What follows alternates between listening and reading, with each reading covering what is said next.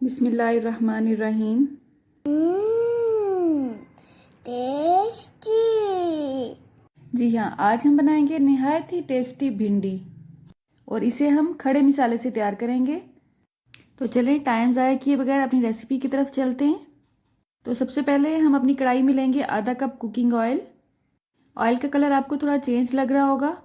असल में ये शिनवाई कढ़ाई में से मैंने एक्स्ट्रा ऑयल निकाला था, आप उसे सब्ज़ी में यूज़ कर सकते हैं या किसी दाल में भी डाल सकते हैं। उसमें हम डालेंगे भिंडी। ये तकरीबन 1 किलो ली है मैंने और उसे 1 इंच के टुकड़ों में अच्छी तरह धोने के बाद काट लिया है। भिंडी को अच्छी तरह से धोने के बाद जो उसका एक्स्ट्रा पानी होता है उसको अच्छी तरह से निचोड़ लिया करें।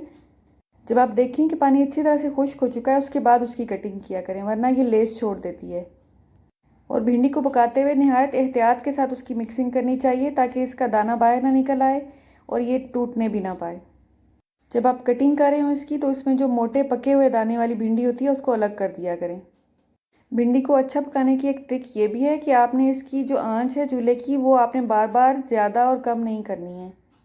इसको अमूमन तेज़ आंच पर ही पकाया जाता है, लेकिन अगर आपने मीडियम आंच पर रखा हुआ है चूल्हा तो उसको मीडियम ही रहने दें एंड तक। चूल्हे की आंच को बार बार तेज़, कम और मीडियम करने से भी ये लेस छोड़ देती है। आप देख सकते हैं चूल्हे की आंच को मैंने मीडियम टू हाई रखा हुआ है। कुछ लोग बिल्कुल मिक्स मसाले वाली भिंडी पसंद करते हैं, लेकिन हमारे घर ये इस तरह से पकाई जाती है और बहुत ही शौक से खाई जाती है। तकरीबन 7 से 8 मिनट हो गए हैं, हमने इसे अच्छी तरह से भूना है और ये देखिए थोड़ी सी नरम होना शुरू हो गई है। अब हम इसमें ऐड करेंगे प्याज। ये प्याज मैंने 5 से 6 अदद लिए हैं। अगर आपको कम पसंद हैं तो आप इसमें कम भी ले सकते हैं। उनको आपने इस तरह से लंबे और बारीक टुकड़ों में काट लेना है। असल में मेरे घर में 1-2 नमूने बच्चे ऐसे हैं जो भिंडी में सिर्फ प्याज ही चुन चुन के खाते हैं, इसलिए उनके लिए मैं ज़्यादा क्वांटिटी में प्याज लेती हूँ।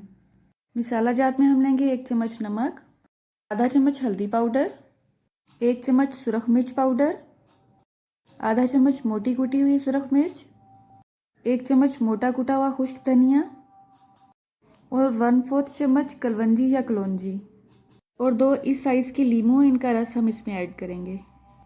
लीमू हम अलग कर लेंगे और बाकी मसाला जात हम प्याज और भिंडी में ऐड कर देंगे। अब चम्मच को दोबारा नहायत एहतियात के साथ चलाएंगे इस तरह से। अच्छी भिंडी बनाने के लिए इसको नहायत ही प्यार के साथ डील करना पड़ता है, वरना ये अगर टूट जाए तो बिल्कुल भी अच्छी नहीं लगती। या इसको अगर ओवर कुक करेंगे हम तो भी ये बिल्कुल बैठी बैठी बिल्कुल भी अच्छी नहीं लगती, ना देखने में ना खाने में। चूल्हे की आंच को मैंने बिल्कुल भी नहीं छेड़ा है, ये वैसे ही है जैसे स्टार्ट में थी।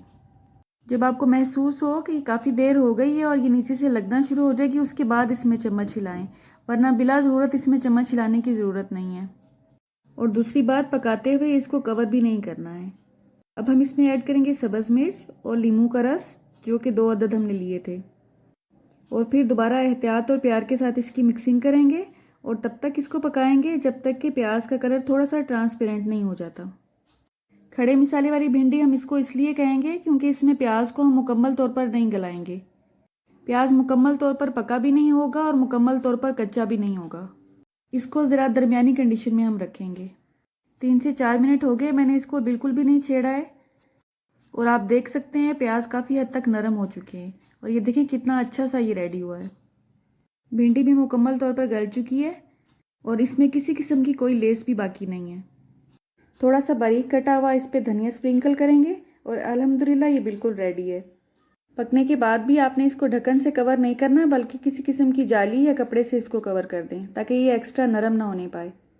आजकल के जो हालात जा रहे हैं, अपने इम्यून सिस्टम को बेटर करने के लिए हर तरह की सब्ज़ी खाया करें। अल्लाह ने हमें बेशुमार नेमतें दी हैं और हर चीज़ में कोई ना कोई फ़ायदा रखा है हमारे लिए। अल्लाह हम सब को हर तरह की ज़मीनी और आसमानी आफत से महफूज रखे। अल्लाह हम सब का दस्तरखान सजाए रखे और हम सब को सेहत और ईमान का रिज़्क़ अता फरमाए। मेरी नेक्स्ट वीडियो तक अल्लाह हाफ़िज़।